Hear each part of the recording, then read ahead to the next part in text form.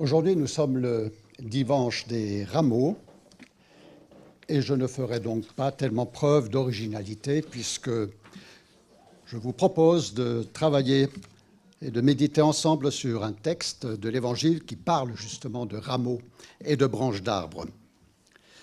Nous prendrons le récit de l'entrée de Jésus dans Jérusalem dans Matthieu au chapitre 21, versets 1 à 17.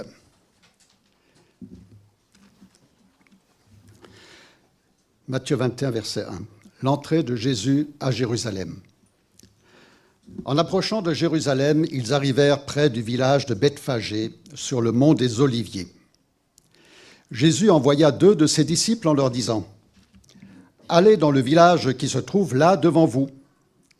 Dès que vous y serez, vous trouverez une ânesse attachée et près d'elle son petit.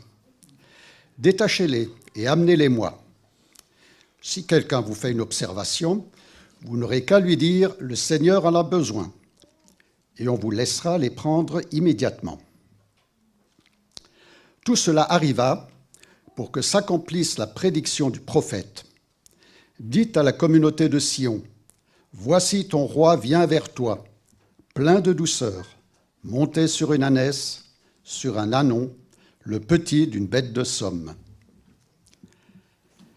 Les disciples partirent donc et suivirent les instructions de Jésus.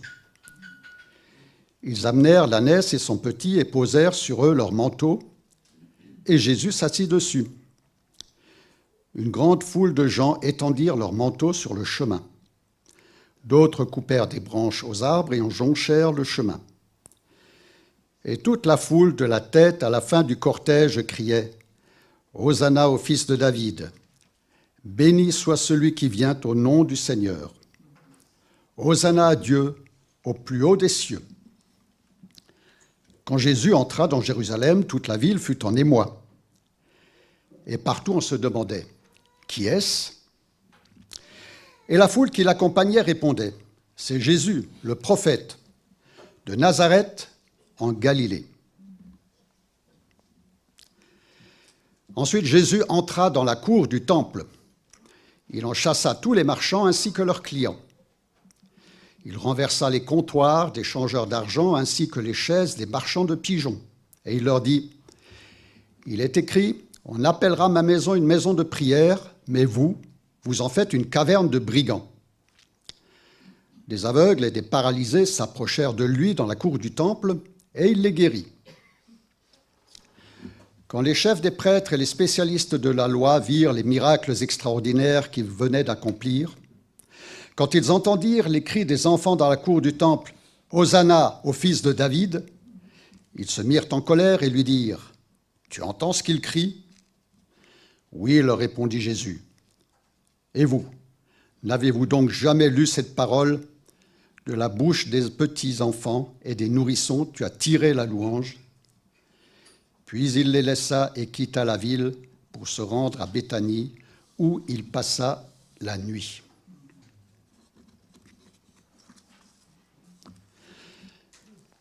Je vous propose de commencer par jeter 3 regards sur le texte.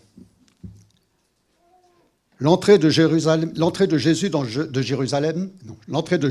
Jérusalem est un événement suffisamment significatif pour que les 4 évangélistes le rapportent de manière détaillée. D'abord, il s'agit d'un récit qui est vivant, qu'on raconte assez facilement aux enfants. Il nous fait penser à cette image qu'on a appris dans les cours d'histoire du général d'armée de l'Antiquité qui rentre au quartier général après la victoire. Mais lui, c'est sur un char et avec son butin. Et parfois, je pense à cela aussi quand des élus suisses, après une élection réussie, rentrent dans leur canton ou dans leur commune. Mais eux, c'est en train et avec des cloches. Mais il y a aussi d'autres aspects à ce récit. Il décrit aussi le sommet de l'affrontement violent entre Jésus et les chefs religieux. Et cet événement déclenche le processus de la mise à mort du Christ. Et enfin, ce récit aussi affirme la constance et la cohérence du plan de Dieu qui se déroule et qui nourrit aujourd'hui encore notre foi et notre espérance. Revenons un peu sur le ministère de Jésus durant la période qui a précédé. Jésus a parcouru toute la Palestine. Il a commencé, sur la carte, vous voyez, il a commencé par la Galilée, d'où il était originaire. Il a pérégriné un peu dans tout le pays. Et durant cette dernière partie de son ministère, il vient de la Galilée. Ensuite, il passe en Samarie, juste au sud. Et il traverse ensuite le Jourdain pour rejoindre la région de l'autre côté, à l'est, qui est la Pérée. Et finalement, il arrive dans son trajet final, dans sa dernière étape, qui le mène de Jéricho à Jérusalem, en passant par Béthanie. Et sur ce dernier trajet se passent des choses importantes. Il accomplit des actes significatifs. Il raconte en particulier la parabole du maître qui quitte son domaine pour un voyage et qui confie sa vigne à des vignerons. Seulement, ceux-ci ne seront pas très fidèles dans leur travail et ils veulent s'accaparer cette vigne. Ils vont tuer les messagers du maître et même son fils pour s'approprier cette vigne-là. Le message que Jésus délivre par cela est transparent pour les chefs religieux. Déjà dans Ésaïe 5, Israël est décrit justement comme la vigne que Dieu a soignée et qui n'a pas été bien entretenue. À Béthanie, Jésus procède à la résurrection de Lazare, un miracle qui est stupéfiant et qui fait exploser sa popularité auprès de toute la population locale.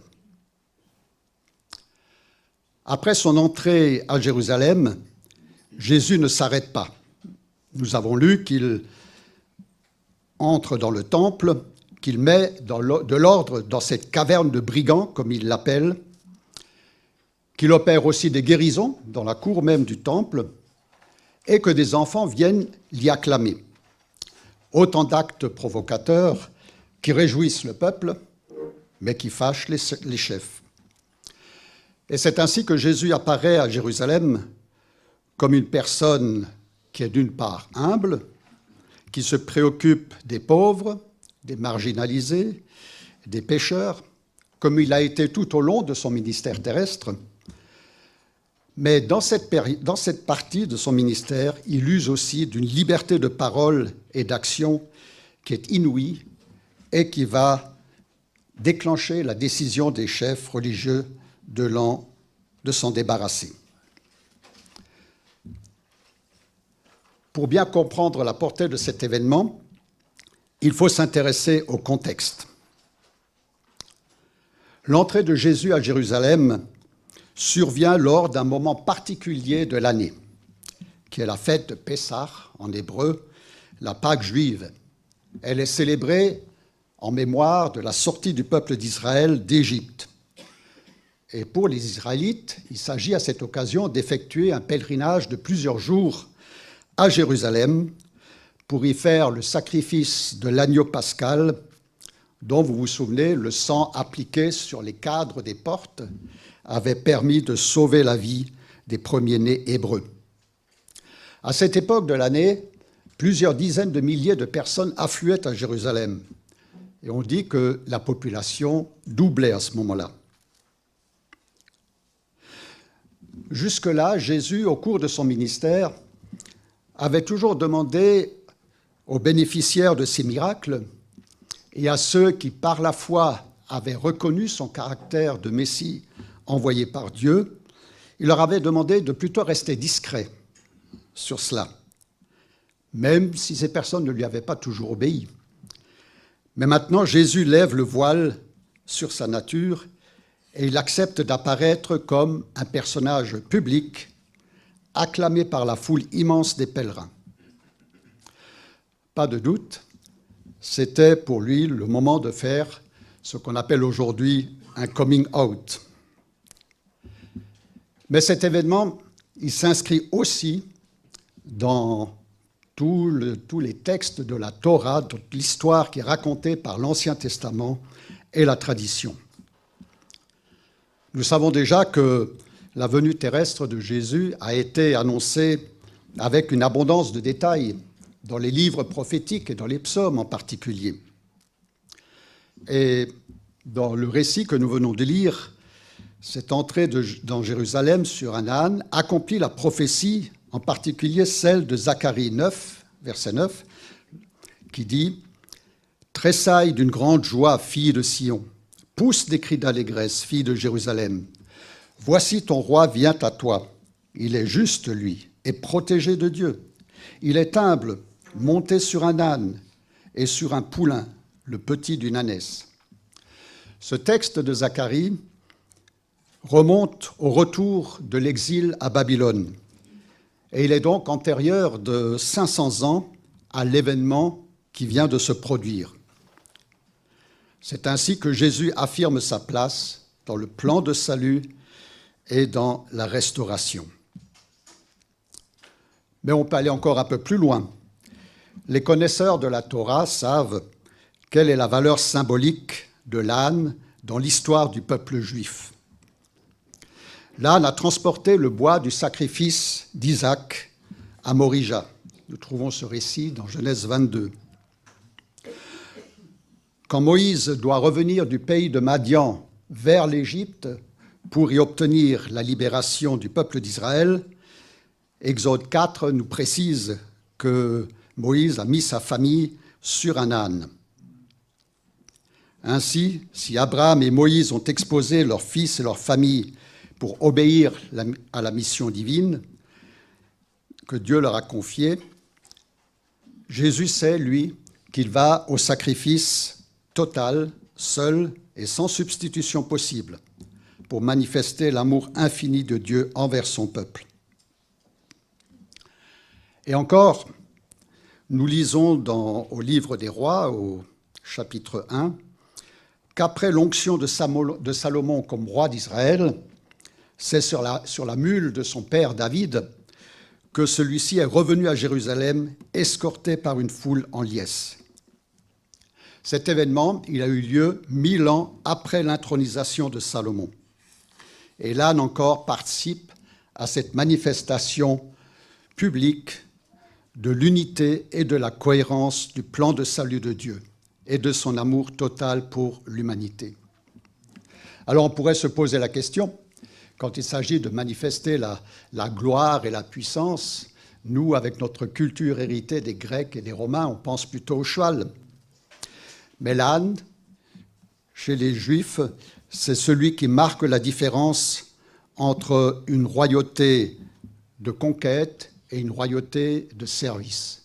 Quand Jésus est venu à Jérusalem, ce n'était pas pour conquérir la ville, pour conquérir un pouvoir, mais bien au contraire, c'était pour accomplir le plan de Dieu. L'âne, humble serviteur, accompagne un roi serviteur et volontairement démuni dans sa mission de salut. Jésus est donc bien le roi, le Messie annoncé, selon la description que nous avons dans Ésaïe 53, et qui nous a été lu la semaine passée lors de la scène, et que Paul reprend aussi en Philippiens 2, où il dit « Il possédait depuis toujours la condition divine, mais il n'a pas voulu demeurer de force l'égale de Dieu. Au contraire, il a de lui-même renoncé à tout ce qu'il avait et il a pris la condition de serviteur. Il est devenu homme parmi les hommes, il a été reconnu comme homme, il a choisi de vivre dans l'humilité et il s'est montré obéissant jusqu'à la mort sur la croix. » Quels sont les enseignements et les applications que nous pouvons en tirer pour nous ? Ce qui me frappe et me touche en particulier, je l'ai déjà mentionné tout à l'heure, c'est cette cohérence interne du texte biblique et du fil de l'histoire. Depuis Abraham et Isaac, Moïse et sa famille, Salomon, et qui se manifeste encore avec la venue de Jésus. Elle me touche au plus profond de moi-même parce que cette histoire qui est relatée sur des millénaires garde encore sa force et sa crédibilité 2000 ans plus tard. Le deuxième enseignement que j'en tire, c'est que si l'âne joue un rôle important dans cette histoire, à combien plus forte raison Jésus a besoin de nous, comme les témoins de son salut, pour éclairer le sens et la portée de l'œuvre divine. J'ose dire, et pardonnez-moi si je vous choque quelque peu, que l'âne, en fait, c'est chacun d'entre nous. Comme il l'a fait pour l'âne, Jésus veut nous délier de nos attaches, de nos liens. Il veut notre collaboration pour partager et porter la bonne nouvelle et construire notre royaume. Et c'est pourquoi nous sommes invités à lui remettre tout ce qui nous bloquerait encore pour un engagement et un service actif. Je vous propose maintenant de nous intéresser à la foule ou aux foules qui entourent aussi ces événements.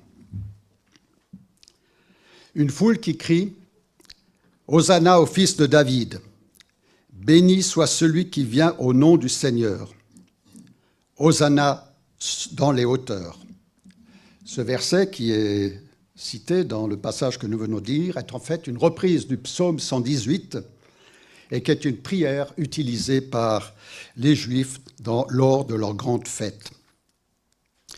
Par cette acclamation, la foule proclame que Jésus est un homme extraordinaire, issu de la lignée des rois glorieux d'Israël, et qu'il est aussi doté de pouvoirs hors du commun.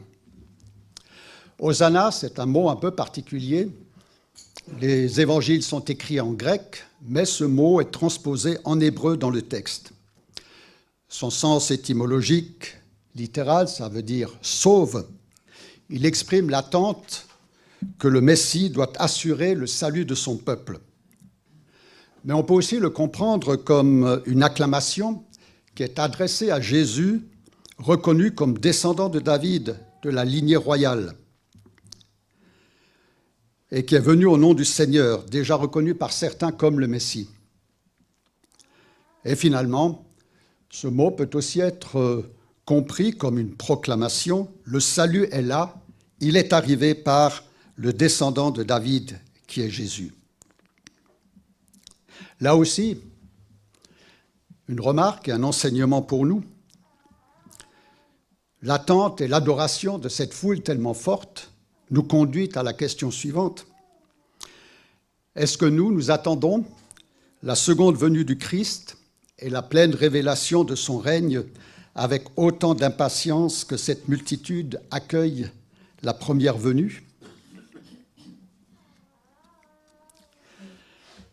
Mais malheureusement, le tableau n'est pas aussi idyllique que cela. Il y a aussi un grand malentendu. Cette ferveur populaire, elle repose sur une idée que les pèlerins et le peuple se font du salut. Ils viennent à Jérusalem à Pâques pour commémorer la grande libération de l'esclavage en Égypte.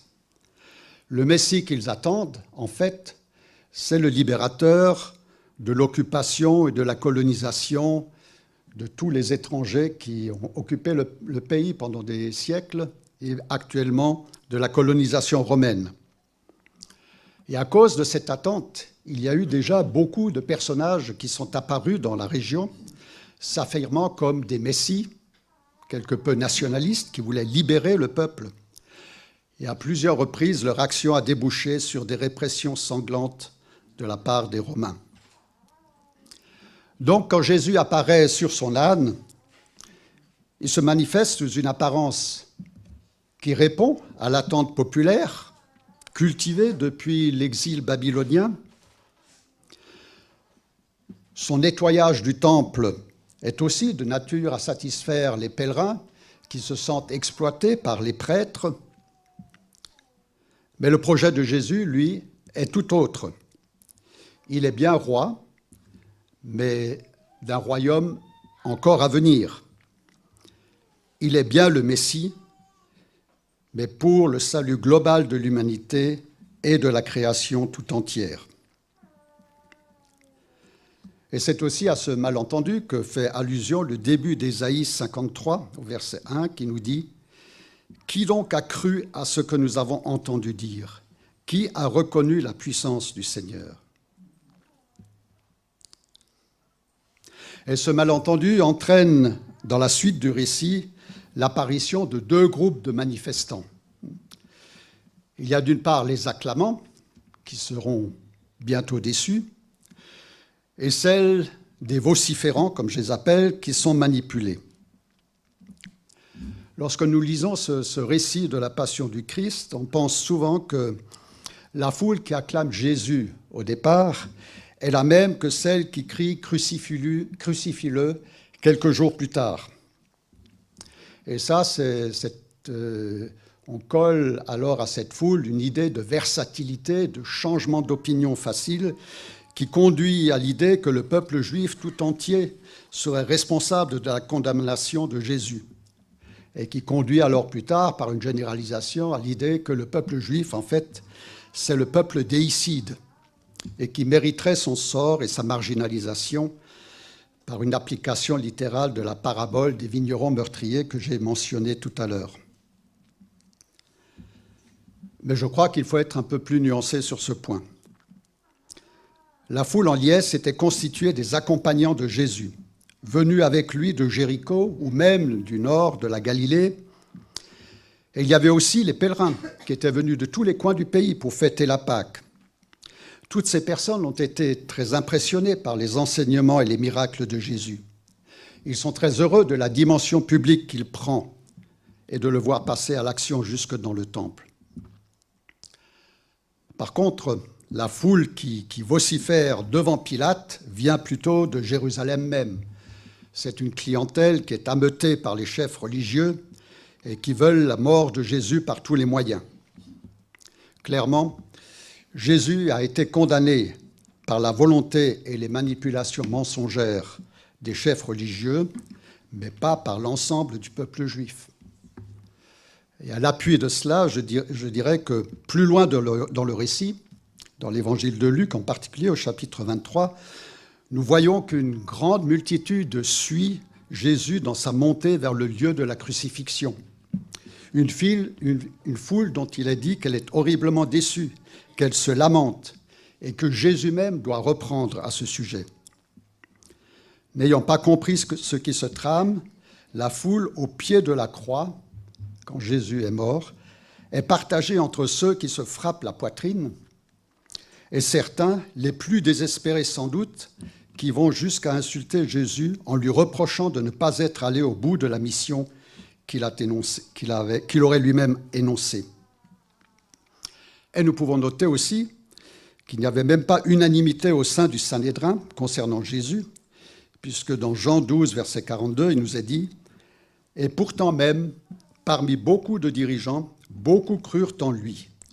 Mais à cause des pharisiens, ils n'osaient pas le reconnaître ouvertement, de peur d'être exclus de la synagogue.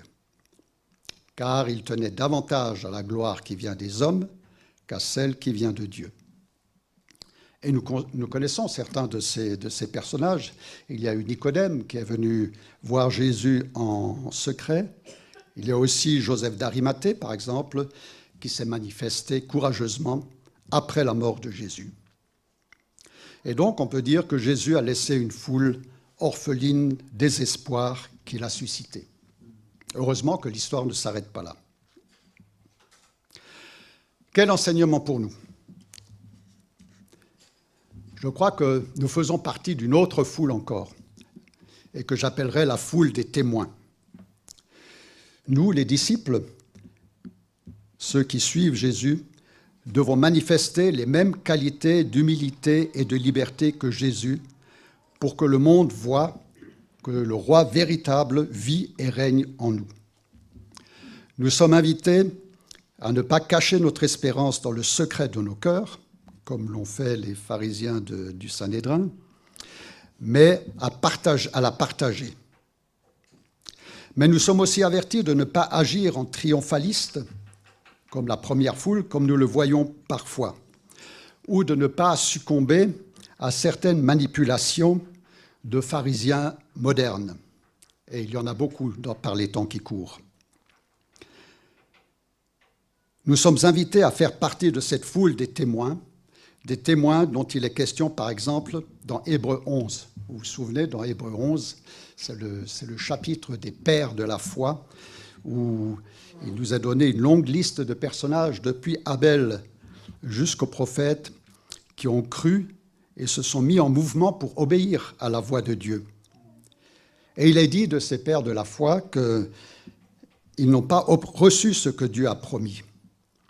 Et nous sommes donc, nous, privilégiés en comparaison avec ces pères de la foi, en comparaison avec la foule des rameaux, parce que nous savons que Jésus est effectivement allé jusqu'au bout de sa mission, et parce que nous sommes les héritiers de sa victoire. Nous sommes les porteurs d'une espérance plus grande que celle d'une libération nationale. Nous sommes les héritiers de l'espérance du royaume de Dieu, de la vie éternelle et du retour du Christ. Et c'est pourquoi les versets 1 et 2 d'Hébreux résument notre espérance et notre ordre de mission dans cette période pascale, et qui nous dit « Quant à nous, nous sommes entourés de cette grande foule de témoins. Débarrassons-nous donc de tout ce qui alourdit notre marche, en particulier du péché qui s'accroche si facilement à nous, et courons résolument la course qui nous est proposée. Gardons les yeux fixés sur Jésus, dont la foi dépend du commencement à la fin. Il a accepté de mourir sur la croix sans tenir compte de la honte attachée à une telle mort, parce qu'il avait en vue la joie qui lui était réservée, et maintenant il siège à la droite du trône de Dieu. Que cette espérance soit celle qui anime notre vie. Amen.